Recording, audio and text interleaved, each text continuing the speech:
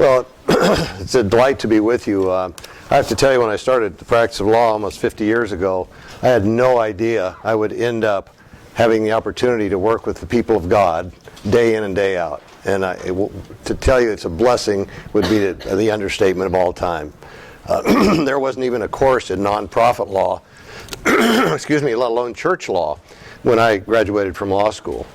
About 20 years ago, the Holy Spirit, against my kicking and screaming, led me into representing churches and eventually parachurch ministry groups, to the extent today that we literally represent hundreds of church and parachurch ministries across the United States, and even some in foreign countries we've done a little work for. So it's been a rich experience, and one of the things I've learned from that is that I learn something from you all every time we meet. So one of the first things I'd like to do, if we can, is just start over here. If you tell us your name, where you're from, and if you have any specific learning objective that you'd like us to try to hit in today's session. Mike Benzo from Mountain Valley, California, the congregational president there of Ascension Lutheran. No, I'm just coming in to see what some of the new stuff is. What are we up against, and how we can best set ourselves up so we don't have the pitfalls later on. Yeah. So proactive planning, huh? Or reconnaissance, maybe. Yeah, reconnaissance. I'm Dean Plummer. I'm a retired Lutheran school teacher and principal. I'm representing our pastor as well on our church board. Very similar situation, and there's so many good sectionals. The pastor says, "Why don't you go to that one and I'll go to this one?" So. Right. So have you had your deposition taken? Pardon? Have you ever had your deposition taken? Yes. Ah, good. Well, good. I have a real life volunteer. A number of years ago. A number of years ago. Back out and. Well, by the way, you're welcome to interrupt and raise your hand at any time. This is really intended to be more of a discussion than a lecture. So I know we've got a lot of rich experience from board members, teachers, pastors in the room. So as we talk about some of these issues, we may not cover every single slide. And by the way, the handouts are posted on that WOA program. And I would encourage you, by the way, we'll come back to the names in just a second. There are two resources in there besides the PowerPoint slides. One of those has a very good argument, a very good paper by my colleague Lucy Cooper that talks about empowering parents to spot and resist child molestation. And this was written by a prosecutor for 15 years who has prosecuted these perpetrators and is now a member of our firm. And it's really real world. It's real world stuff. There's another page in there that lists a page of resources for you, some government agencies and other sources that you might not ordinarily think about contacting. And there's also a link in there to a white paper that goes into some depth about the Supreme Court decision in the Bostock case, and there's a checklist for the things you can do to prepare yourselves to review your church if you're concerned about that kind of issue. And there's a lot of great detail in those handouts, so I would recommend those to you. I'm Joel Minster from Lake Forest, Illinois, and I was a client of Bob's a number of years ago. He helped us separate our church into a separate corporation that owns all the assets, and then that has worked out very well for us. I come here every year to listen to Bob to find out recent legal developments. Well, so Joel, I'm delighted to hear that you're still using the plan and hasn't. Yeah. We have to keep them separated, the church and this other corporation, but it works very well. Now, what Joel's referring to is a program we call Campus Preservation Planning that is really the core of a lot of the work that I do for various church and parachurch ministries, because you can't buy enough insurance, you can't stop a runaway jury, and frankly, there are a lot of things you can do, and we'll talk about them, but at the end of the day, if you have all your eggs in one basket, i.e. one church corporation that owns everything and conducts all the ministries, you're a dead duck if they get a judgment against you that exceeds your insurance coverage. It's just that simple. The same rules that apply to debt collection for a for-profit corporation also apply to a nonprofit corporation. And so if the insurance either doesn't cover you because there was a gap or the claim exceeds the insurance, the church assets are at risk. Which is why all of this to me, has such a sense of immediacy, because the nonprofit world, and especially the church world, just didn't get the memo on defensive corporate structure. So I'm glad to hear that that's working out. Joel, thanks a lot for coming and sharing. John Punzi from Lincoln, Nebraska, senior pastor of the Cy Lutheran Church and school. Just know we're facing headwinds with a lot of change, a lot of legal things. Lincoln just passed a fairness ordinance and things like that. Just we're constantly having to position ourselves to continue to fight. But so I'm here also in recognizant mode to see what's going on. King of Kings Lutheran in Omaha has campus preservation planning. They were about the third or fourth project that we did. Really? Yeah, it was amazing. It was at a different conference. The business administrator at that time heard the presentation and called me back about a year later. Said, I went back home after I heard your presentation and started talking to people at the coffee pot. And I've now convinced enough of them, we want you to fly out here and help us do it. So, Ken Jasperson was the guy's name. Yeah, and Ken's a character. We still stay in touch with him. I'm Amy Glenn from Kalispell, Montana, and I'm the business admin for Trinity Lutheran Church. And our church is a little bit unique. We have a school, a child care, and a camp all under our church governance.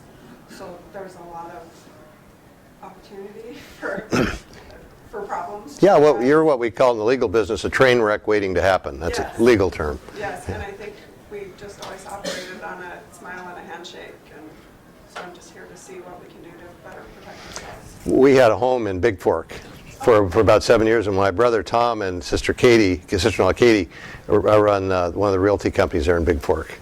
So I love Kalispell. I'm Tim Radizet from Park Rapids, Minnesota, and on a church board there, but I'm just here to find out what questions I need to ask, I guess. There's a lot that I don't know, and that's what I would like to find some more about. Very good. I'm Fran Wallen from just south of the Twin City area in Minnesota. I'm a lay minister at my church, but also I serve on our governing board, and like the gentleman at the end there, I have attended all of Bob's to become updated on things, know what I need to bring back to our council, but always bring back your statement that it's not if, but when something might occur, and so that's why I'm here to be updated on what's going on. Fran, how many years have you been coming down here? Well, if we did not cancel last year, I have come down here every year from the beginning, so this is my 10th year. Wow. That's why I'm an honorary member of your law firm. That's right. I call her for advice now. So. And I don't charge you. That's bless you. I am Laura Goodsell. I'm from St. Paul's Lutheran down in Holtville, which I don't know if anyone knows where that is, but we're the southernmost part of California that you can be in before hitting Mexico or Arizona. And I'm part of the lay leadership team, and I'm the eyes and the ears to bring back to our elders information that might be helpful. Very good. A couple things on that. I know this is a fairly common thing. You go home from one of these conferences and have some ideas, and unless you're a better note taker than I am, sometimes you go, well, what did he say about that? You know, That's why I'm glad you have the so the recordings, material. yeah, it will be recording. Let me just check to make sure I did in fact get the recorder on. Not that that's ever happened in the past. But they are recorded, and there are also a number of free resources on our website. If you go to the free resource, there's a number of videos, and the white papers are quite good as well. They're fairly detailed. Hi, Travis from St. Paul, Minnesota. Church treasurer, but I made a mistake of going to law school. I'm an attorney, so I kind of became the de facto church lawyer. All right. Yeah. We've been involved in kind of tertiary to a suit against the Boy Scouts for some impropriety. So we've kind of been through this slightly, so I figured I might as well come and see what's going on. Were you here a couple of years ago when I did a whole session on the Boy Scouts? No. If you send me an email, remind me, I'll send you my PowerPoint slides on that. I think you'll be fascinated just knowing what we now know, Yeah. seeing what we were looking at on the other end of that train wreck. Yeah, the only Yeah. thing that saved us was our insurance company at the time was out of business, so they just dropped us as a party. Wow, yeah. And I have to, as an Eagle Scout, it pains me greatly to be saying that, but Mike Burdick, I serve St. John's Lutheran in Effingham, Illinois, and coming to gain more insight, I think the only thing that our church has done really well in this arena in the last year is tightened up a very clear facility use policy, using the ADF Yeah. guidelines and things like that. But I'm sure that there are about 100 other things that we should be doing. we're going to take a fairly detailed look at the Iowa Human Rights Commission episode that will relate right back to that facilities use thing. I think you'll find that interesting to see what happened. Kevin McCafferty. I'm here locally in Scottsdale, Arizona, Shepherd of the Desert, and I'm on their new policy governance board. So we're obviously now focused on how we're managing risk. Mark Lyon from Emmanuel Lutheran Church in Garber, Oklahoma. And yeah, you mentioned policy, for smaller churches, writing up policy statements, is it worth the time? Does it actually help protect? That kind of question. If you get the answer to that, send me the email, will you? Seriously, we'll talk about that. That's frankly, a very insightful question. Yeah. Ma'am? Hi, I'm Lynn Hall from Prince of Peace at Fremont, California. I'm the Director of Operations, and prior to that was 20 plus years in a hospital as an operations director, so I'm just trying to learn this side of it. Interesting. A lot different than it is from Yeah. a healthcare facility. Sir? Yeah, Steve Ehrman from Christ Springfield, 25 miles southeast of here in Gilbert. General interest. I'm fascinated and a little fearful about our future of Christian church on so many fronts. Yeah, full disclosure, Christ Church Greenfield is also one of our clients, as is Shepherd of the Desert. I'm Jerry Simpson with the Alaska Mission for Christ in Anchorage. I took over about a year and a half and cleaning up a lot of messes, and I want to make sure that I don't have any more landmines sitting out there. Well, I'll have to get your card. I'll be passing through Anchorage in September going fishing. Time to do it. Headed your way. I'm Mark Barr. I'm the head of schools for the Lutheran High School Association of Greater Milwaukee. Might be the only educator in the room, I don't know. But your last line of your description caught me, the gender identity issues, physical abuse, sexual abuse, texting, so hopefully I'm not in the wrong spot. No, you're in the right spot. I've got some material that's very detailed. It's a checklist kind of a program, and what you'll want to do is download the slide deck that's on the WOA or WOVA or whatever that is website, and look about the last 20 slides. It is literally a checklist for what you should do when you go back home or on the way back home on the plane or whatever, and it's got a series of questions you can ask yourself, and it will open some of that up. The other resource I'll mention to you, just in the planning stages right now, but we're planning a sexual abuse awareness one-day seminar that's going to be hosted by Phoenix Seminary, and we've got some national speakers coming in. I've got some local pastors who've been through sex abuse scandals, mandatory abuse reporting episodes, and all that sort of thing. It'll be available on webinar. It'll probably be hosted at Scottsdale Bible Church just down the road, and that will be a very practical review of the state of both the law and best practices for preventing and responding to sex abuse issues.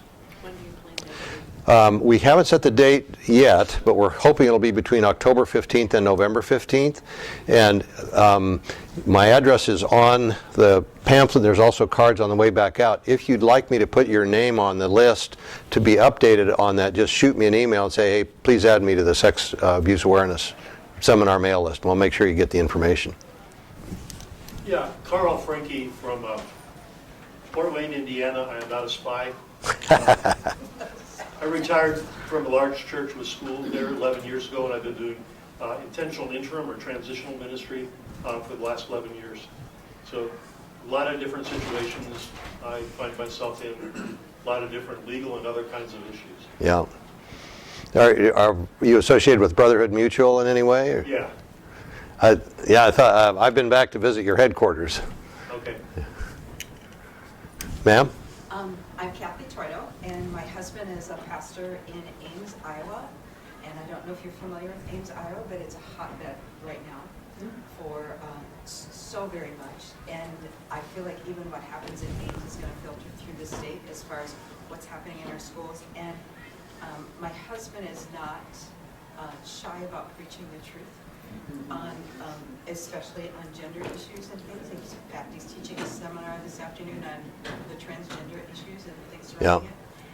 So I feel like the proverb that says a wise man sees danger ahead and hides himself from it is one I'm hoping to just even learn from this.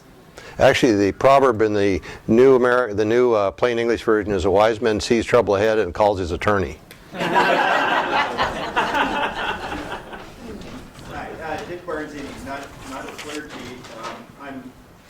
I'm the board president for Rescue in Israel, and that's a church organization, and also a professor at the Helm School of Government at Liberty University in Lynchburg, Virginia. For the past number of years, I've attended these to see what I could take away from this for the Christian organizations, but also always, whenever we've moved and changed churches, ask about the facility use rules, because I know that's a big one that can get churches in trouble. Yeah, for sure. My partner, John Rubelid, who represents a number of international ministries. He joined our firm about a year and a half ago, and so he represents the Christian Camping Association, the City Gates, which is the rescue mission organization nationwide, and several overseas missions as well. If you ever need some resources on that, John's a great resource. Pastor Jeff Normanson. I work at Concordia Seminary, primarily overseeing vicarages and internships for distance students. I do a lot with missions, getting students to start things outside the church. And so I just come here to find out what's new, what's people talking about. Facility use is must be the buzzword this year. I'm not quite aware of that, but just be alerted, try to keep people out of trouble, or at least tell them what they should be looking for. Yeah. Hi, my name is Victoria Walpole. I'm the director of Lay Ministry for Pacific Southwest District. And I really things are constantly changing. The climate right now is very challenging for all of us, and I'd like to see what the new pitfalls are, so hopefully we can avoid them. And shout out to Holtville.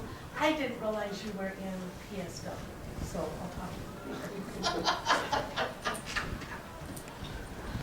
Well, let me see if I can get the, there we go, get the little flipper to work here, and we'll be off to the races. So if you want to have the slides, you can download them on your phone or download them later.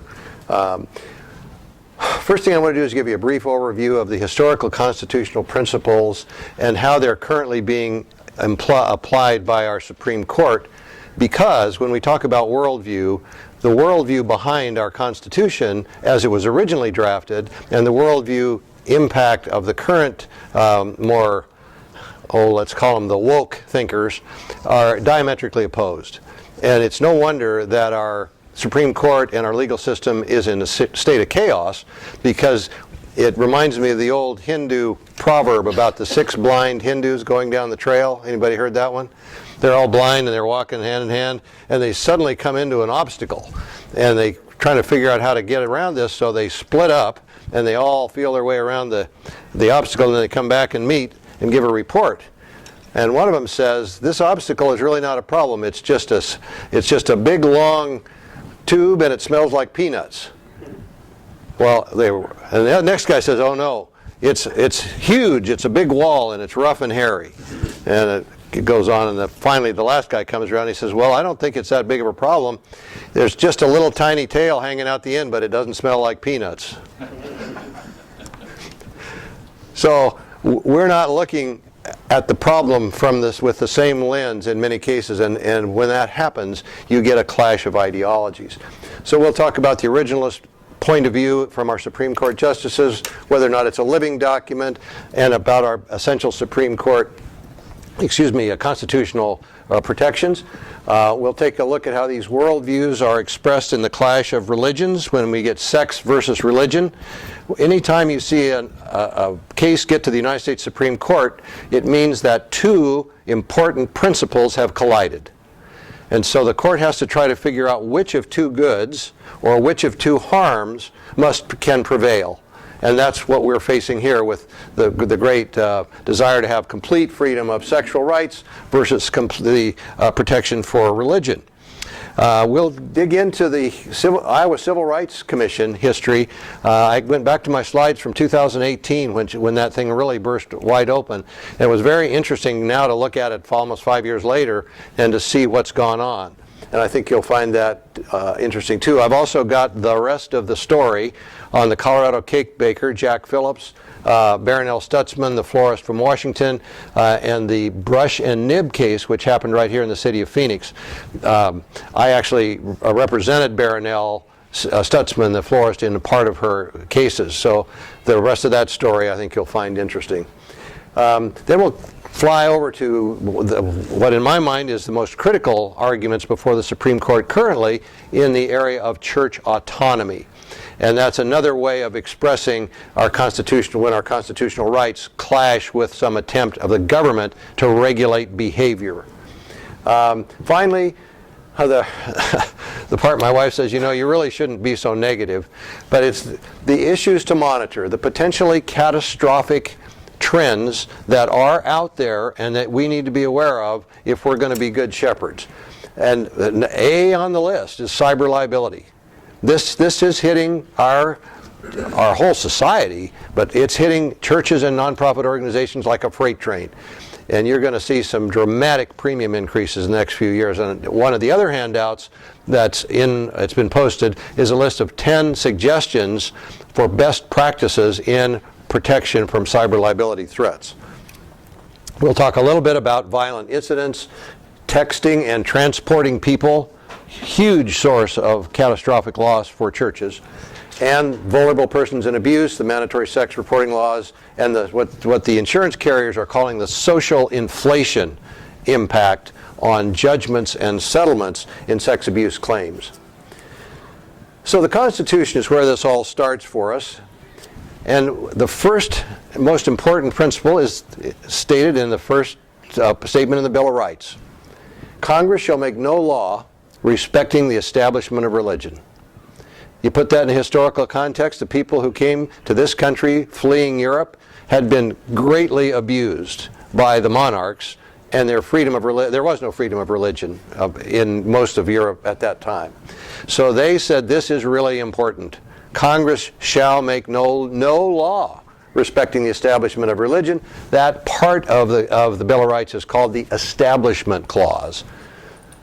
So the framers of the Constitution did not want to see a state church evolve. They were not trying to protect the people from the church, but they were trying to protect the church from the government. Right? So the idea of a state church was completely antithetical, and that's why you hear all of this business about the government shouldn't fund churches, or we shouldn't be able to help pay for a playground, or that sort of thing. It's that kind of that historic fear. So it was used to stop state land grants to churches, state funding of churches, and compulsory tithes. And obviously a lot of that is now historical. It's almost hard for us to imagine how our government would ever say, your citizens all have to make a compulsory tithe to your church. That fear, that ship has sailed, right? And we're not too worried about that one ever happening. So as we look what's happened here in the events in the days since the Supreme Court justices started turning over, we got Justice Neil Gorsuch. I'm not going to go into a lot of depth on this, other than to say that he is an advocate for the free exercise of religion as an originalist. And that means he believes the Constitution and the Bill of Rights says plainly what it says.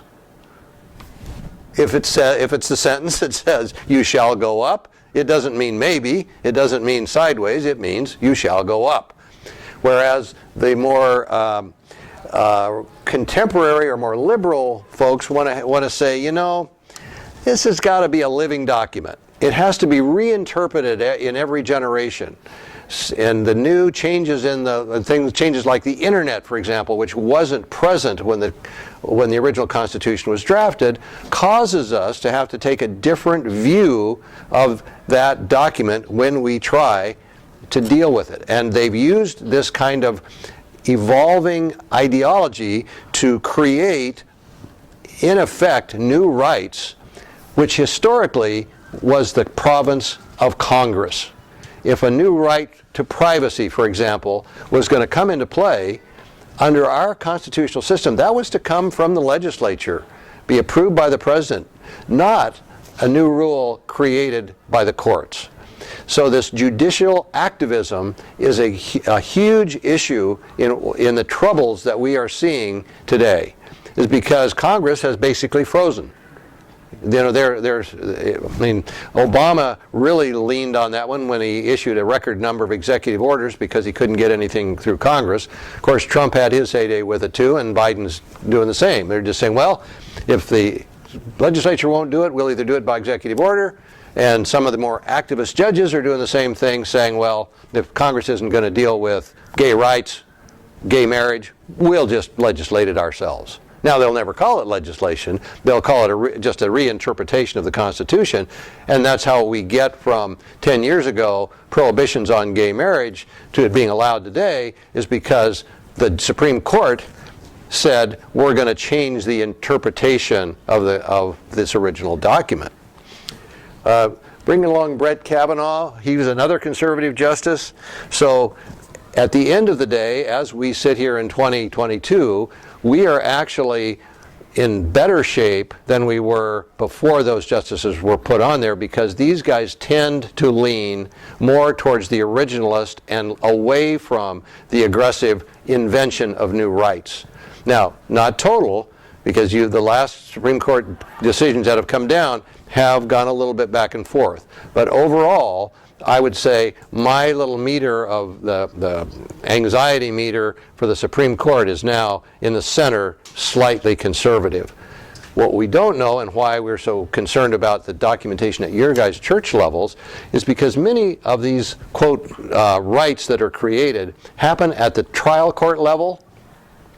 And if you have a liberal judge sitting in a federal court, many of his decisions will never be reviewed even by the Court of Appeals that supervises them.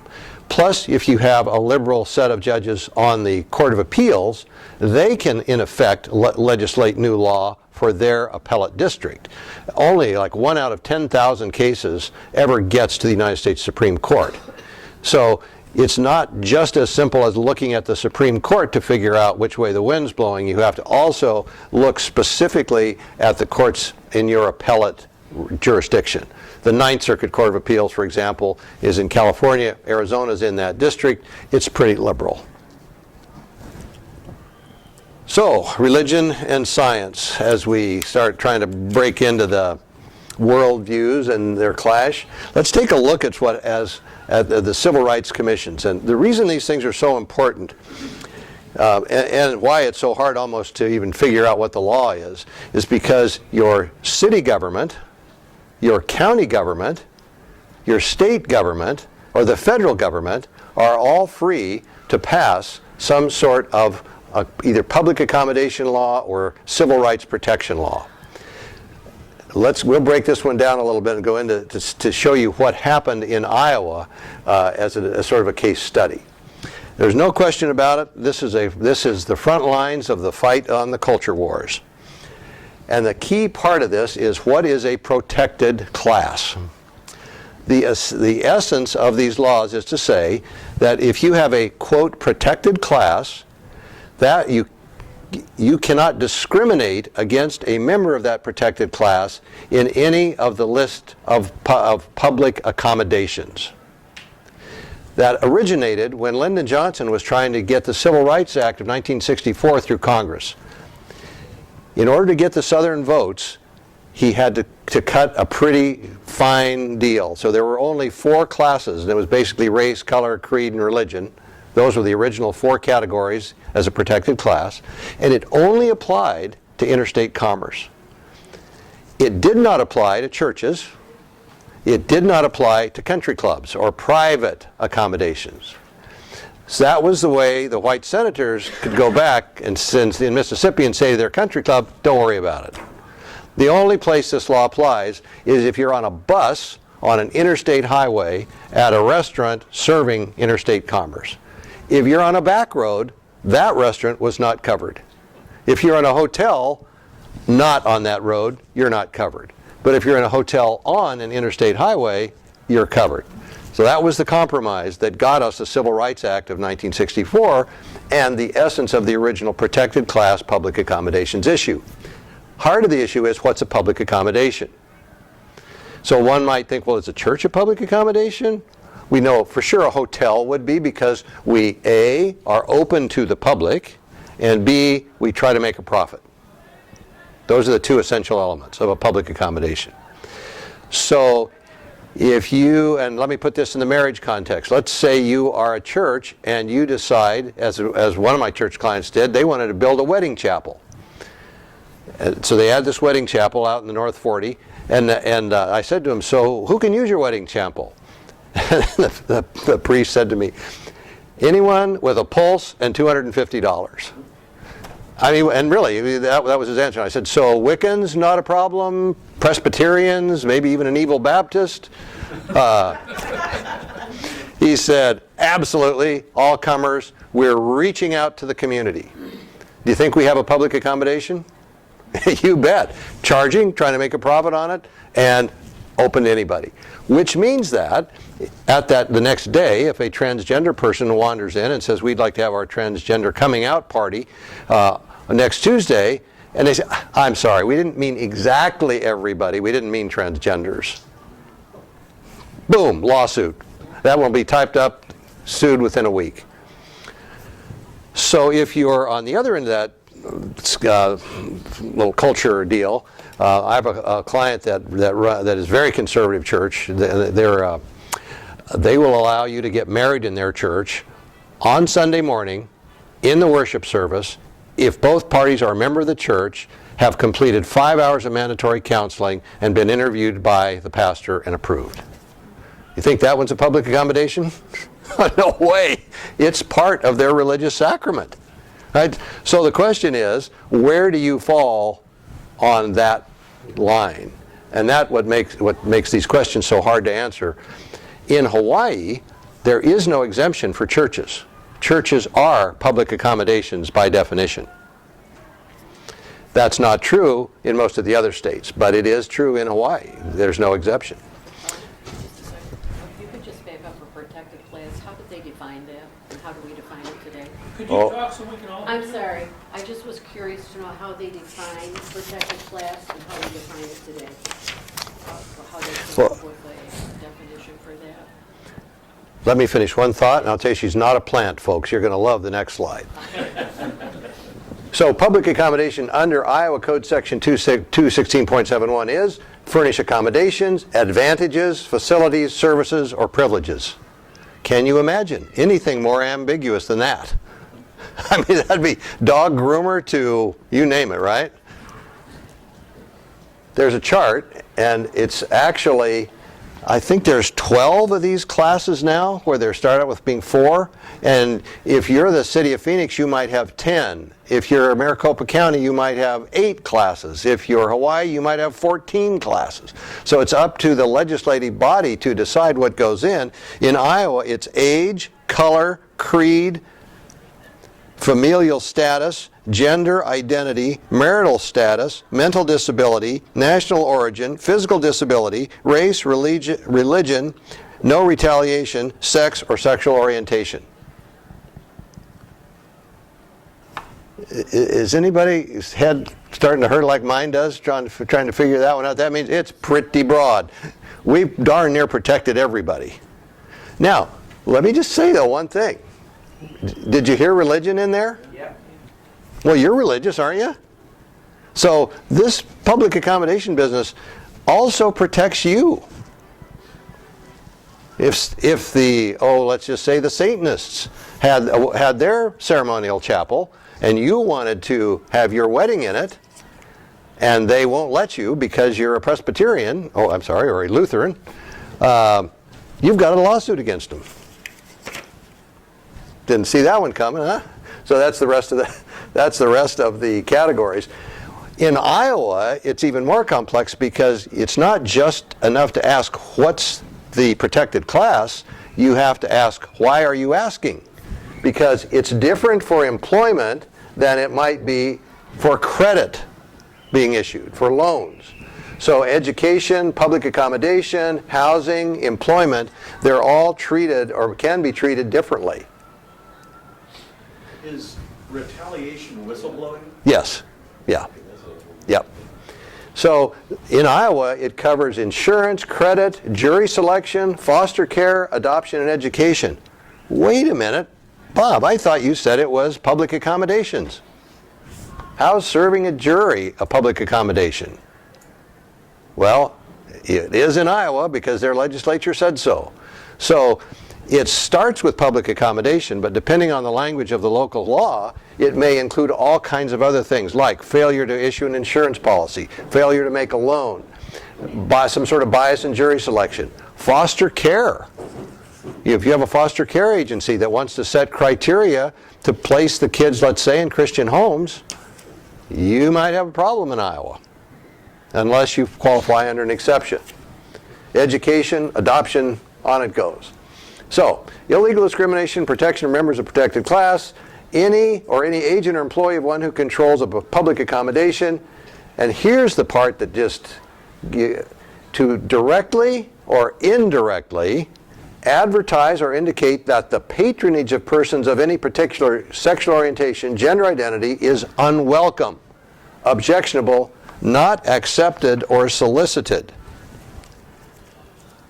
Now, is anybody saying to themselves right now, what is the definition of unwelcome? Is it that they feel unwelcome? Yeah. You know what that is? In law school, we call that the Lawyers Full Employment Act. Everyone catches everything. Limited exceptions in Iowa exist for private clubs and religious institutions. So, this kind of cuts back, I'm oversimplifying it a little bit, but in a church context, you want to avoid acts which would qualify your church as a, quote, public accommodation under your local laws. Don't rent for a profit, consider limiting the use to members, and require a signature on a statement of faith. And you're going to see this statement of faith issue is really important as we navigate through these things later. So it is legal for a church to say, I want to worship only with Lutherans. That's your right under the First Amendment of the Bill of Rights. Congress shall make no law respecting the establishment of religion, or the second part, or the free exercise thereof. That's the free exercise clause. It means Catholics don't have to let you take communion, Lutherans. Sorry. It means Presbyterians can kick the Muslims out. That's their right. You have the right to worship with people who believe as you do. That's the religion. That's under the religious tent. But once you start going out into we're doing marriages for money, is marriage a sacrament? Well, it's one thing to say I don't have to give communion to a Presbyterian, but if you offer your wedding chapel to the public, you can't say we're not going to marry you because you're a Presbyterian. So you kind of see the logic of these discussions, the laws. Why does this matter? In Iowa, the State Civil Rights Office has the right to sue on behalf of any citizen to punish discrimination under the State Civil Rights Statute for sexual or gender discrimination. So make no mistake about it, this is the stick part of the carrot and the stick discussion. Let's take a look at one example when the Fort Des Moines Church of Christ felt this was really not fair. They sued the commission, fearing any public comments, including from the pulpit, could be viewed as an unwelcome act to people who do not identify with their biological sex. So in Iowa, can you imagine, who is the lady who's, he stands up and he quotes, what is it, 1 Corinthians or one of the other sections, and you have a person down in the front row who just happens to have a different sexual identity. It might be a fluid identity. Maybe that day, and this is my favorite, they felt feminine. Now, it's only one person, by the way. Everybody's with me on the pronoun deal, right? You just violated the law, unless that religious exemption is broad enough to cover you. So, with that legitimate fear, the Church of Christ sued to block the law. They voluntarily dismissed their lawsuit on October 26 of 2016. The district court had denied an injunction on the grounds that it was uncertain whether the law would be applied to the church. So basically everybody was trying to duck the issue. The judge didn't really want to come out and say, I don't think it applies to churches, but it might. So what happened was they ended up with the commission coming out as part of this settlement discussion saying it never enforced the law against churches and made it clear that churches are generally exempt. Good news and bad news. That settled that issue for a while. But what happens if you get a new commissioner of the Iowa Civil Rights Commission who doesn't happen to agree with the old commissioner? So the statement from the commission is not legally binding. The language of the statute is ambiguous. So those were my notes from the 2018, the part there, kind of that it all happened. So I said, let's go back and see what happened in the years since then, in 2017, 18, 19, 20, 21. What has the Iowa Commission actually done? And it turns out you can go to lcrc.iowa.gov.case reports, and there's a complete list of all the cases which the Iowa Civil Rights Commission has ruled upon. In 2018 and 2019, if you take a look at those, Palmer College of Chiropractic got themselves in trouble. Allied Building Services got in trouble. The Fraternal Order of Eagles got in trouble. And no churches, no religious organizations. So for 2018, 2019, looks like we're okay. Go to 1920. Well, they were still chasing the Eagles that next year, so they got in a little bit of trouble. But still, again, no churches. 2021, no cases reported. I don't know what happened. COVID must have shut them down. 21-22, some limited liability company is currently pending in one. So you kind of have to look at that and say, well, did we as a church overreact? No, they haven't. They actually, for the last 4 years, they haven't done anything. Or do we say the reason they haven't done anything is because we sued them instantly, and they've got to know that if they try anything, we'll sue them again? I don't know. You're the jury. What do you think?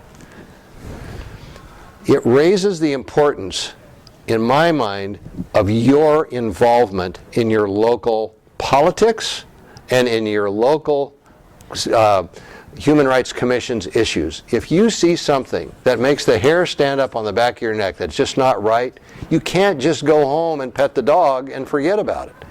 Because these are quasi-political agencies and they do respond to the public.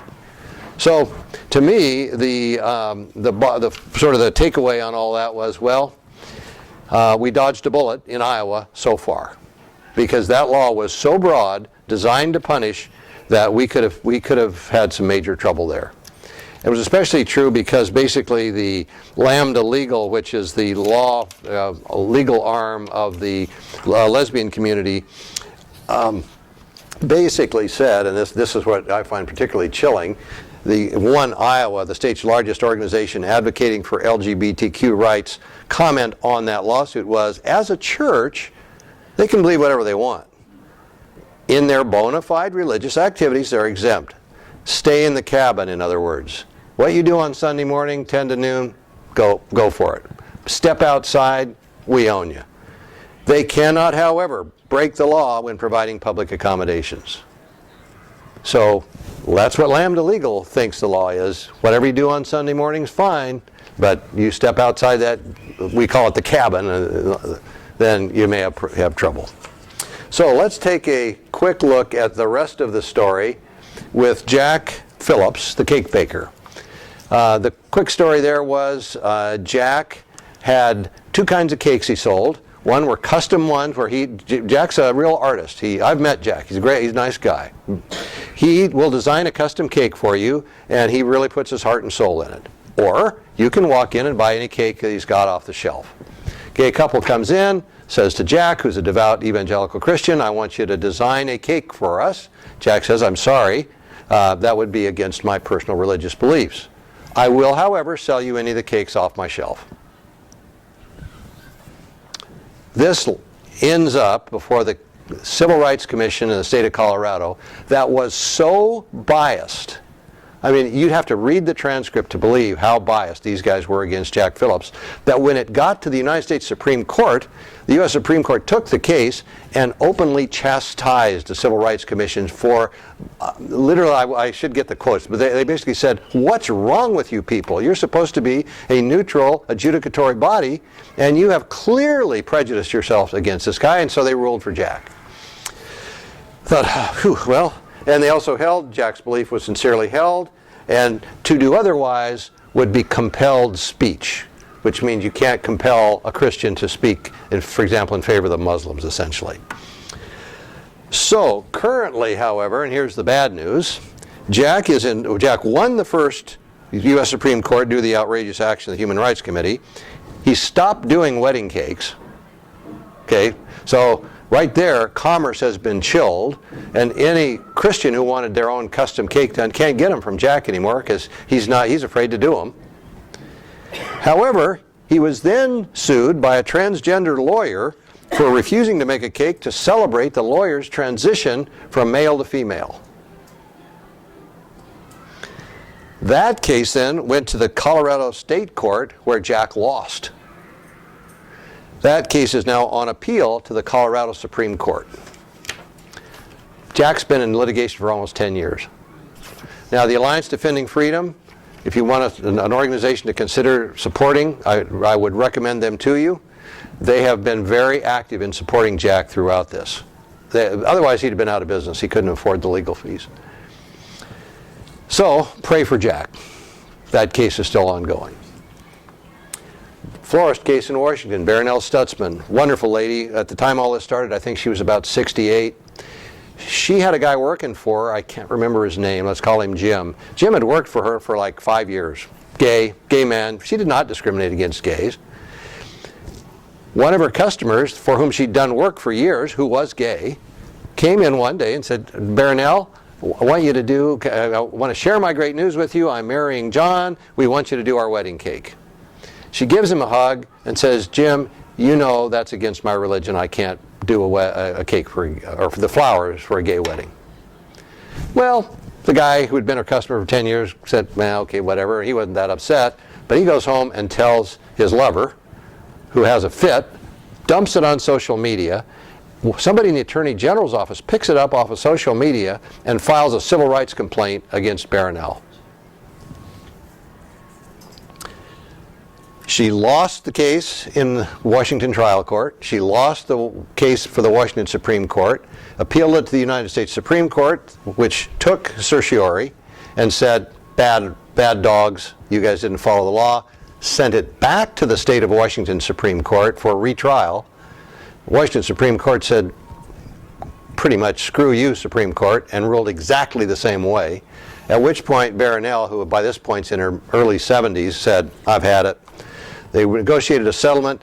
She did not have to pay legal fees, but she did have to pay $5,000 to end the case. And then she retired. She said, I've had it. Wrongdoing? I don't know. I have not actually seen the document. I just called my buddies over at ADF yesterday, and this was the quick story. You can look it up, you can Google it. There's probably a longer story with more of the backstory. So let's go bottom line. What impact does this have on pastors? Are you going to be, I often get the question from a pastor, am I going to be forced to perform a gay wedding? And the short answer is no, as long as I mean, well, first of all, I don't want to give you the opinion that I have a personal opinion about whether you should or should not marry gay or be involved in gay weddings. That's not my role. I do not. I've taken one seminary class, and that was the class I taught. So I'm not a seminarian, and the class was on critical legal and financial issues for pastors. I'm not here to give you the scripture or to interpret it or say whether you should or should not be marrying gay people. But if you believe that your interpretation of the Bible is such that you cannot do that, then I believe under the Constitution you should have that right. And you do. You can lose it if you get out far enough into that public accommodations morass. But if you stay within the sacraments, that you will not be forced to conduct that sort of an activity.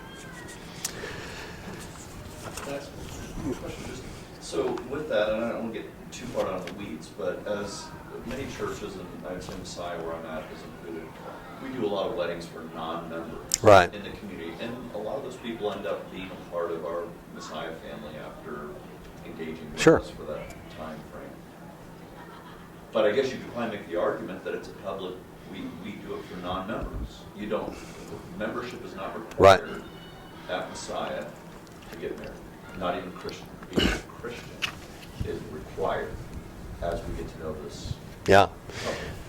So does that open us up then to be... So for the benefit of the tape, the question is if your church does not require membership to be married, and in fact you'll marry two agnostics. Why the agnostics would want to come into the church and be married, I'm not quite sure, but maybe they wanted to please their mother. Who knows? So does that open the church to a claim that if you then turn down a transgender wedding, for example, is there a possibility of a claim for what would the basis be for the claim? Do you charge the? There are some nominal fees for like church use, I mean like the wedding coordinator, that kind of thing. There are some fees associated. Could the plaintiffs prove you made a profit doing weddings? No. So barely cover costs. It doesn't even cover. Yeah. So remember, the definition of public accommodation was we offer it to the public and we charge for it. We try to make a profit. Yeah, I think we could make the argument it's not for profit. But Okay, but do you make this your wedding ceremonies open to anybody who wants to come through the door? no. What are the criteria? Biblical definition of marriage. We have a marriage statement. Okay, that and policy- does that include a phrase which says marriage is the union of a man and woman whose gender identity was determined at birth? Something to that effect, I think, yes. It was in relation to all this going on. It might have been your lecture before that I attended. Yeah. We have a statement. I don't want to pin that on you. We do Thank have you. something that we put in there. Note to self, call malpractice carrier. It does clearly identify a biblical definition of one man and one woman. Okay, the key to that in the transgender era is then defining man and woman, in addition to defining marriage. So this fluidity of gender now is just wreaking havoc among our older definitional statements. I mean, I have a slide here later of a professor at the University of Arizona who defined himself as a hippopotamus. I forget whether it was male or female. Anyway, we'll go a little bit more into that later. But the short answer is these are very difficult questions to answer in the abstract without knowing all the facts. Because and this is something for you to take away. When a court reviews a problem, they will use one of two standards. One is called the bright line test, and the other is facts and circumstances test. If it's a bright line test, you're either guilty or you're not. It's like when you drive your car through an intersection with traffic cameras and a traffic camera and a stoplight. If 1 inch of your bumper is across that red line, you are guilty. You cross the bright line. You lose. No trial is needed. Just pay the fine. If you have a car wreck at an uncontrolled intersection and the cars meet in the middle, who's guilty? Who has to pay? I don't know. The jury has to figure that one out after they hear all the testimony, hear from the expert witnesses, look at the pictures, look at the diagrams and all that, which means that the court will review the facts and circumstances and then try to apply the law. What we want to do I mean, I spend 99% of my waking hours trying to keep my clients out of court and out of facts and circumstances problems, because the cost of jury trials is so outrageous. So whenever we can document, if we require a statement of faith, and that statement of faith ties in with the latest holdings, and we have it right there on your website and in your policies. If you want to use our marriage chapel, you must sign that you agree with our statement of faith, sign here. No ticky, no laundry. We'll probably win that one because we've got the documentation. Assuming you've been consistent with it. And assuming that you have the proper definitions of man and woman. Long-winded answer to a simple question, wasn't it? Sorry. Should LCMS change to make everything a sacrament? I'm kidding. See me afterwards. Okay, we already talked about that one, so now let's slip over into the area of church autonomy. Unfortunately, this whole church autonomy Supreme Court deal is an hour talk in itself. So I'm going to fly through some of these slides a little bit more quickly. There's more detail in the slides if you're interested in this topic, and you can read over the slides or get a copy of that Bostock white paper from our website. But basically, I'm going to tell you what the bottom line is, and then we'll backfill with a little of the detail. So there were a series of cases that came before the Supreme Court here in the last couple of years, and one of them involved Our Lady of Guadalupe School versus a teacher. And the teacher was somebody who taught religion. And essentially, the court held that it should not intervene to try to tell a church who can be the ministers, meaning teacher of religion. By contrast, then there were some other cases that were going through there about the same time that did not involve churches, and they said you cannot discriminate on the basis of gender identity, period. Okay, so let's take a little bit of a deeper dive here for a minute. So the holding a teacher in a Christian school, that's a typo error, scratch that one out. They can sue, but they won't win. So I guess you could say they can't sue. But I fell in my own trap there. Anybody can sue anybody if you've got a typewriter and $101.50. You can type up the complaint and file it, and you've now sued somebody. And if somebody doesn't answer, you'll win. But if the law is correctly applied, a teacher in a Christian school may not sue for age discrimination if they communicate this subject. I got to correct that slide. So this decision largely grew out of some of the ambiguity from the earlier Supreme Court case that also involved a Lutheran church, the 2012 Hosanna Tabor Evangelical Lutheran School case, which allowed the school broad discretion to fire those who minister or teach the gospel. So some of the details here, there were two Catholic elementary school teachers. They taught religion in the classroom. They agreed that their mission was to promote Catholic school faith, and they agreed to comply with the school's handbook.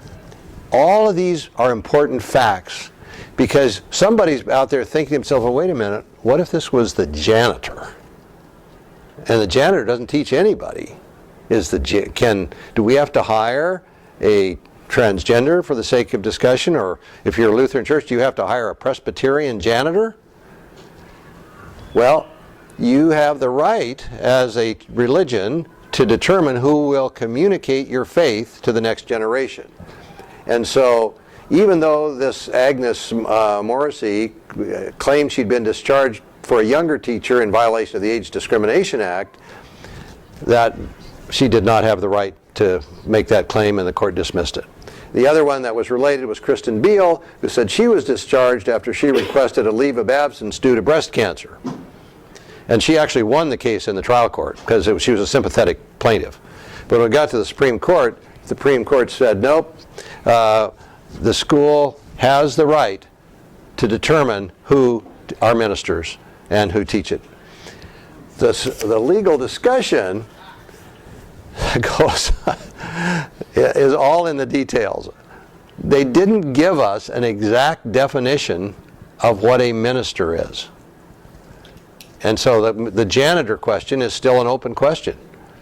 So if I were a church that said, I want my janitor to be A, must be a member of the church, B, must attend weekly Bible study meetings with the rest of the staff, C, must have special training in praying with distraught students that he may encounter after school. He most certainly is a minister of our faith because he's present on our campus at all times and he's a part of our community. What do you think? You're the jury. Can I win that one? Depends on the jury or the judge. Yes, the favorite answer of all lawyers everywhere to most questions. It depends. If that job description said, janitor, show up from 4 to midnight, sweep, take out the trash regularly, and don't leave any messes. That's it. Can I claim that janitor's a minister? Doesn't look quite as good, does it? You're starting to get, that's a little insight into the importance of documentation and why these cases are so sticky once you get into a facts and circumstances determination. Does that example apply to a region or a circuit, or is it nationwide? No, that's nationwide now. Sometimes I hear of a case that applies only to a circuit, but it doesn't apply nationwide. How do you distinguish from that? That's a long one. 602-740-1032. No. The short answer is if it's a Supreme Court, it's over all of them. If it's a Circuit Court of Appeals, your state has to be in that circuit for it to be governed by it. And it is not unusual, in fact, in the Bostock decision, which we'll talk about in a minute, the two of the circuits had reached exactly opposite results. So if you were in Mississippi, you were screwed. If you were in Alaska, good to go. So it's a very good question. So where a lot of people got nervous here was they said the Supreme Court did rule 7-2, reversing the Ninth Circuit and agreeing that the ministerial exception applies to teachers. That was the good news. You remember me saying the Ninth Circuit is one of the more liberal circuits, and the Supreme Court reversed their holding. The court declined to adopt a rigid formula for deciding when an employee qualifies as a minister. The court will consider a variety of factors when determining ministerial exception, particularly the role the individual plays in conveying the message of the religious organization. What matters at bottom, one of the justices said, is what the employee does. You now know as much as I do about whether your janitor is going to be protected or not. So let's see here. Some of the questions: will the ministerial exception apply to teachers at religious schools that only teach specific subject matters? For example, you have a teacher in that same school, but all she teaches is math. And in that curriculum, there's no mention of the Bible. There's no mention of God created the universe, and therefore the rules of mathematics are absolute and God-given. There's none of that. It's just straight algebra. Here's the algebra book from the public school. So again, we don't know. Administrators, what about coaches? Does your coach have the ability to convey the religious message? Yeah, some coaches do, but some don't, I suppose, so that may depend on the coach. With a particular book or textbook like that, if you wrote the textbook and it was framed in religious terms, would that then make it part of the ministry? Well, that's our argument. And that's why we think job descriptions matter greatly. Does the ministerial exception apply to an employment discrimination that claims don't interfere with selection? For example, what if this teacher had complained of sexual harassment or creation of a hostile work environment or a wage and hour claim under the Fair Labor Standards Act or just to breach a contract? We don't have an answer. There's more to come for next year's seminar and the next 5 years after that as these kinds of cases get before the court. In one case here, a bullied gay worker was allowed to sue the Catholic Church according to the Seventh Circuit. So what will typically happen is the Supreme Court will allow the circuits to work through a number of these cases, let them do all the heavy lifting, and then when they get enough case history, then the Supreme Court will often take it. But they'll often allow these cases to come to the circuits for years, sometimes decades, before they'll come in and resolve it. So Bostock, this is the interesting comparison now. So we've now changed horses, so we're not talking about a church, but sometimes in the press and people asking you questions, they won't distinguish between the fact that the Bostock case has nothing to do with the church, whereas the Our Lady of Guadalupe was obviously a church case. In this case, Bostock was a gay man who began working for Clayton County, Georgia in 2003. In 2013, he began participating in a gay recreational softball league. As soon as his boss found out, they fired him. That was it. You're gay, you're playing with the gay baseball league, you're fired. And there was a companion case with Mr. Zarda, a gay man, worked as a skydiving instructor for a company called Altitude Express. He was discharged a few days after he mentioned being gay. And in the third case, there were actually three of them, the Harris Funeral Home case. Harris Funeral hired a male funeral director. At the time, Mr. Stevens presented as a man. In 2013, Stevens sent a letter to the owner saying she was transitioning from male to female. And that when she came back from vacation, she would not be wearing a black suit and white shirt and tie, which was the required dress for men. So the funeral home fired her. Now, interestingly enough, they didn't really get into any religious arguments, so some that might have been made there, but it was a pure this transgender got fired just for presenting as a woman. Well, the court took a look at these cases and said, you know what, we're not going to. Now remember, this is the more conservative Supreme Court now. This is not the older liberal one. So even this conservative court didn't like the way these people had been treated. The 11th Circuit had held that Title VII does not prohibit employers for firing employees for being gay. So the 11th Circuit said, way to go, funeral home, you win. In Zarda, the 2nd Circuit said that any discrimination based on sexual orientation does violate the law. So that's that example you were talking about. If you're 11th or the 2nd Circuit, it made a complete difference. In Harris, the 6th Circuit ultimately agreed with the 2nd Circuit, saying the employer violated Title VII if they fired someone because of their transgender status. So you see we had a split in the circuits, comes up to the Supreme Court. Gorsuch wrote the opinion for the majority, finding that an employer who fires an individual employee for being gay or transgender violates Title VII. And you remember Title VII was that Act of 1964, the Civil Rights Act of 1964, that said you can't discriminate in hiring based on sex. And so what the law didn't say was, does sex include transgender? Well, our Supreme Court came in and answered that question for us and said, well, they certainly must have meant that. Or if they didn't mean it then, we mean it now. Okay, so let's see. I'm going to slip over in the interest of time here. And one other quick footnote, though. You remember I made the point about the textual approach, meaning we're going to interpret the law based on the original language in the Constitution or in the statute? Gorsuch said that a textualist approach in reasoning, that an employer who fires an individual for being homosexual or transgender fires that person for traits or actions if he would have not questioned it in members of a different sex.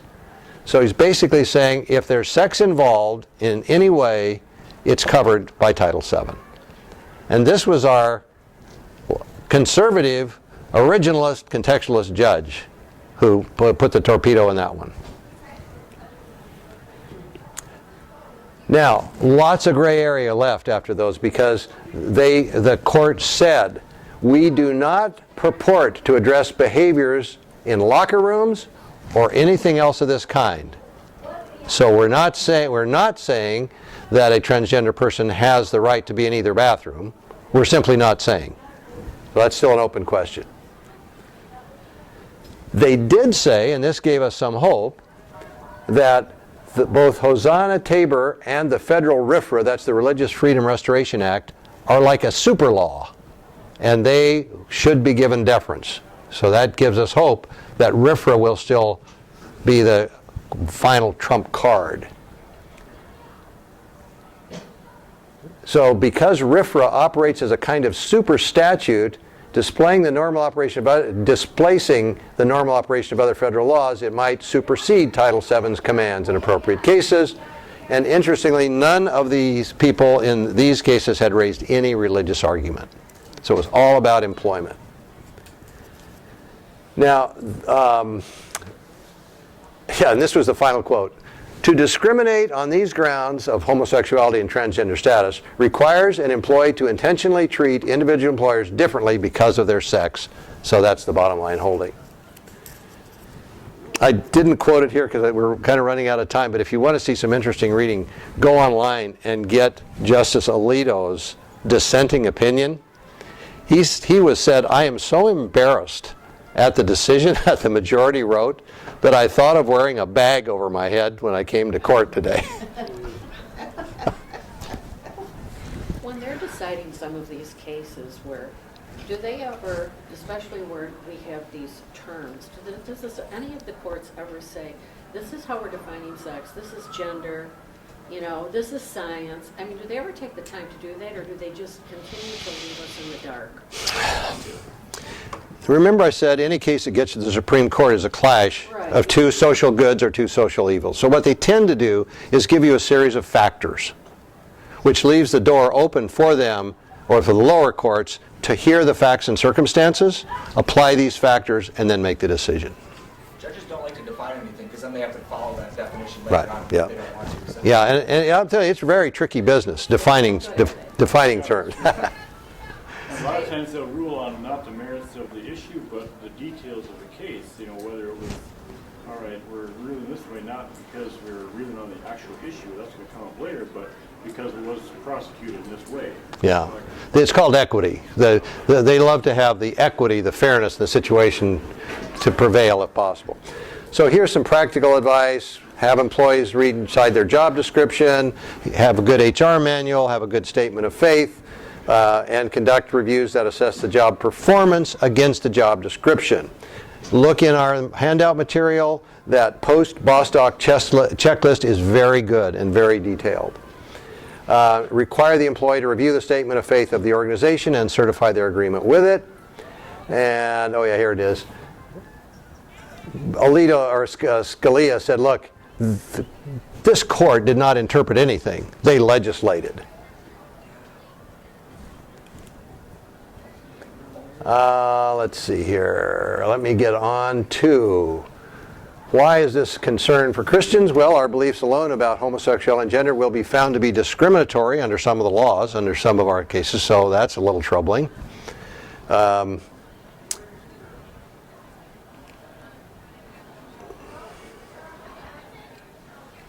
One of the things that you're going to see, I think, see more of, and the battles are already happening, that's this whole idea of picking your pronouns, the gender fluidity and all that. In New York City, if you're a landlord, you can be fined $2,500 if you intentionally use the wrong pronoun for your tenant. If your tenant signs the lease and says me, us, or whatever it is, and you call him a him, all they have to do is report the commission and say you made me feel uncomfortable, and here's the written proof, and that'll be $2,500, please. Lots of what-if kind of dangers. We could go all day with these, but like, will an employee who displays iconography associated with religion that opposes same-sex marriage be complicit in creating a hostile work environment?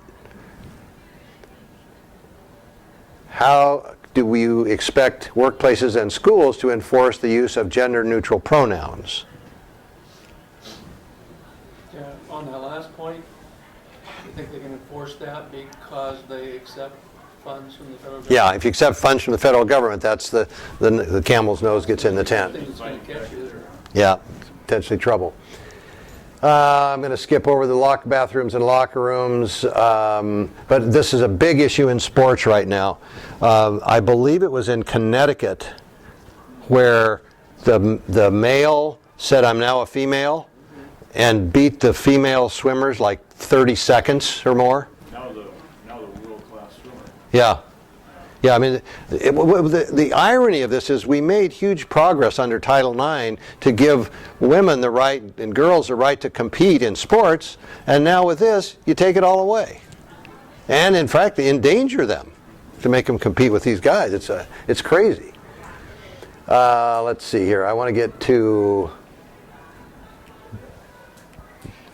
boys will be girls, girls will be boys. Yeah, there we go.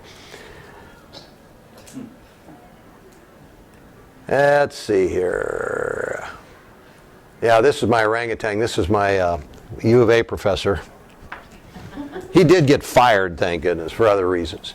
Okay, we just have a few minutes left, but I do want to draw your attention to some material that's in the slides, and this is the potentially catastrophic issues that are floating around out there, simply because when these damage cases get in front of a jury, there's no absolute metric to determine how much damages are, especially if it's emotional damage.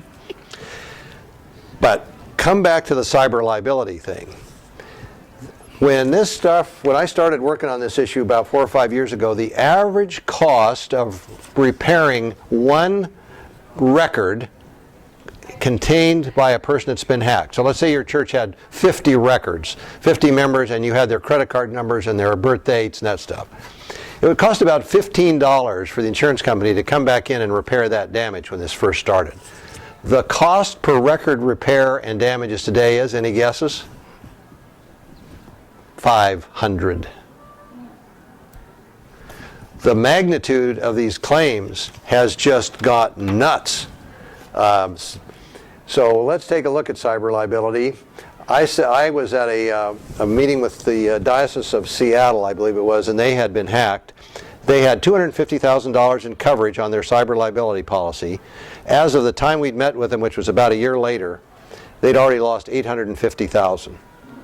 They didn't know who to sue because they think the hackers were in Eastern Europe or Russia. They didn't even know who hacked them. So you've got to get cyber liability insurance, and please take a look at that handout of the 10 suggestions for improving your cyber liability. Gallagher Insurance is Gallagher Bassett's one of the largest insurance brokers in the world. I think they're second largest. The head of their religious practices group sent me this the other day, and he says, general liability insurance carriers and excess liability reinsurers are reducing limits, pricing layers of coverage, so you might have a certain price for the first 500, a higher price for the next 500, next higher price for the next layer, that are multiples of past premiums. So in the past, you could get away with $1,000 for $1 million worth of coverage. That may very well be $2,000 or $3,000 next year. It's just hitting that hard. Combined with the pandemic and the stress that the economy's been under, and the uncertainties in the stock market and the low rates of return, remember that one of the ways insurance companies make money is they take your premium and they go invest it in the stock market. So they make a profit on that, and then if there's a claim, then they pay out part of it. So their ability to earn money has been reduced because they can't take on real risky investments. So they're getting hit from multiple directions. Sexual abuse and molestation occurrences have rocked the nonprofit insurance world for over the past 20 years. Now remember, this is an insurance insider talking about trends in the industry. The latent nature of exposure and growing impact of social media are exponentially increasing the risk to carriers. Nonprofits are facing shrinking capacity and pricing escalation on excess liability coverage in particular. So if you're sitting down to start your budget for next year, you're going to want to add a big allowance for insurance and start early. If you've always been with carrier number one, next year put it out, put an RFP, request for proposals out to at least 3 carriers, or go to a broker who represents multiple carriers. Get started at least 6 months ahead of your expiration date, and be very thorough in filling out their applications so that you do not omit anything important. Because insurance carriers will deny coverage if you misrepresent your risk in your application. Cyber liability is a special endorsement. Check, and if you want to do something for fun, reading insurance policies is a hoot, right? When you go home, pull out your insurance policy and double check how much cyber liability coverage you have.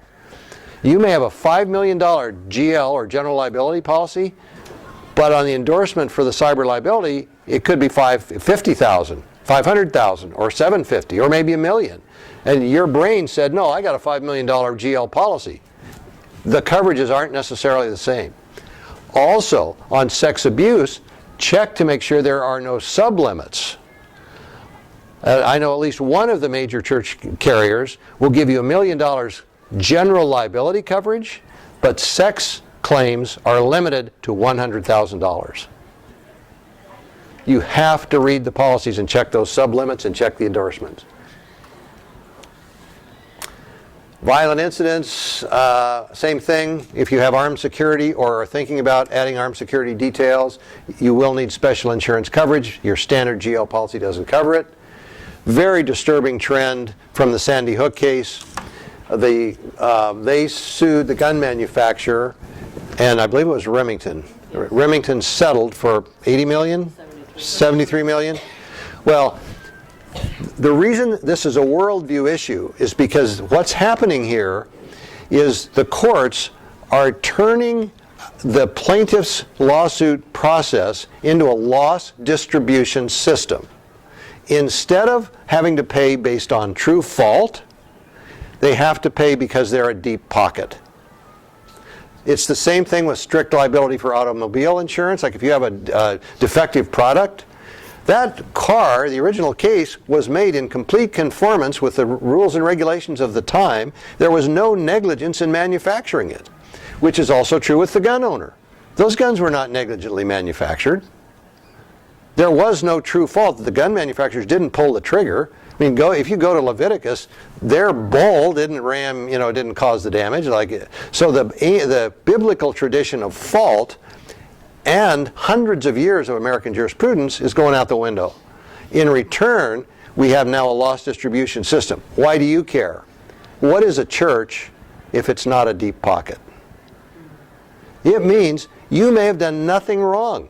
But if your youth pastor is an idiot and does something stupid that gets the kids hurt, they're going to probably be able to sue, well, they will be able to sue the youth pastor, they'll sue the church, and if this loss distribution trend continues, you're likely to have liability, which makes these insurance questions and your defensive legal structure even more important as the judicial system expands. This especially exposes churches to liability for mass violence events.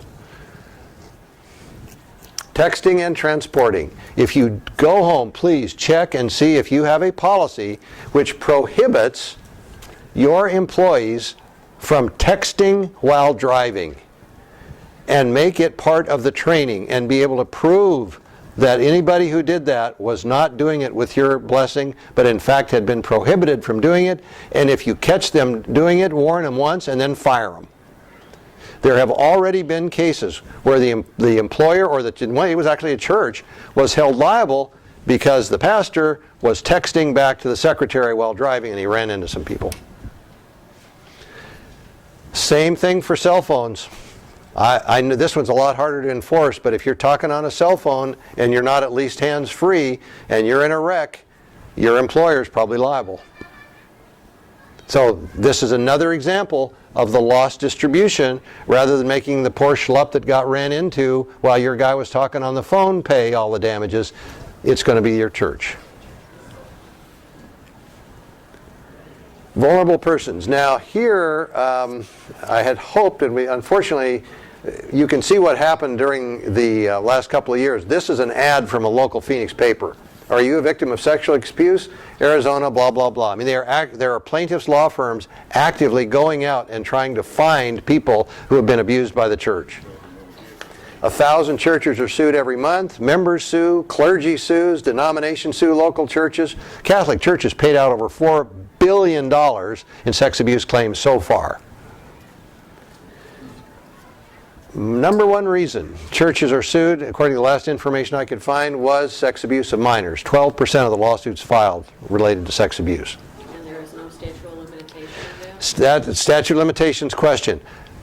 A very dangerous and evolving area. Many state legislatures are going back and removing the statute of limitations altogether or extending it. In Arizona, that happened in 2019. For the entire year of 2020, you could bring a sex abuse suit no matter when it occurred. You could be 75 years old and have been abused 70 years ago when you were 5, and you could still sue that church today. As of January 1st of this year, the law changed back where you have until the age of 30. So if you were abused when you were 5, you got 25 years to bring that claim. So there's a huge potential for trailing claims against your church that you don't know about. If we continue to have these crazy sex abuse situations like the one that happened back in Penn State with with Jerry Sandusky, with the gymnasts, with the, it just goes on and on, the soccer teams, you're going to see public outrage increase, and you're going to see the legislatures get rid of those statute of limitations. Mark my words. Remember also that if you are a clergy or Sunday school teacher, you're mandatory reporters in most states, in Arizona for sure. $22 million verdict for sexual abuse was held to be not excessive. This was one kid abused in a synagogue by one rabbi. This wasn't like a whole series of them. It was one kid. 22 million. If you've got a $5 million insurance policy, what do you think happens? Carrier pays the $5 million and leaves town. The plaintiff has an unsatisfied judgment for $15 million, and he comes after your church treasurer. They drain your checking account, they put a lien on your property and hold a public auction and sell it off, and they'll seize the personal property and sell it at auction. This is the good set of slides I want you to look at. We don't have time to go through them today, but I excerpted from the Attorney General's report from Pennsylvania of their sex abuse standard the whole set of questions and things you should be asking yourself. If your leadership uses euphemisms like boundary issues and inappropriate contact, that was what the Catholic Church used to cover up. If you get a report and you have untrained, biased, or incompetent investigators, expect the court to take your head off. The treatment cannot be a whitewash. The church at one point in Pennsylvania said, well, we just let the priest self-report. Are you kidding me? They actually said that in writing. They said, there has to be a diagnosis, not just a factual reporting. There was no public disclosure of retired, reassigned, or other churches. There was no warning to other congregations when they moved a priest who'd been caught red-handed. They just moved him to another parish. So if there are any warnings in here, if you're moving priests around or hiring priests, it should be. The church actually financed continued abuse and kept these guys on the payroll with housing, transportation, and benefits. The cardinals and the bishop knew of the offenses but transferred them anyway.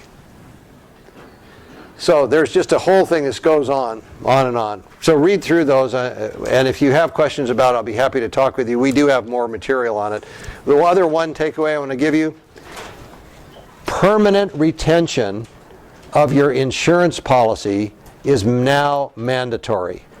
If you think about the fact that there could be a claim 25 years from now, it'd sure be nice to know who wrote the insurance in the year in which the claim occurred. So do not destroy the insurance policies. Get them in permanent retention. Your record retention probably doesn't say that now, so you need to go amend your record retention policy. And keep a backup of those two. If you had time, I could tell you a story. We had a megachurch here that had claims from the late 1980s. One of the insurance carriers there were 3 carriers involved. One of them said, we don't think we ever represented you, but we might have. The other one said, we think we did, but we don't know how much your policy was. And the third one said, yeah, we represented you. So a claim can go back to a company that you're no longer representing the Correct. congregation and go to that company? yes, there are 2 kinds of policies, claims made and occurrence. If it's an occurrence-based policy, which most of the older policies were, if the claim event occurred in 2020, that policy covers it. If it's a claims-made policy, the policy that's in effect the year in which the claim comes forward, it covers it. So it depends on which type of policy you have. You've been great, guys. Thank you. It's 12. I don't want to keep you from lunch.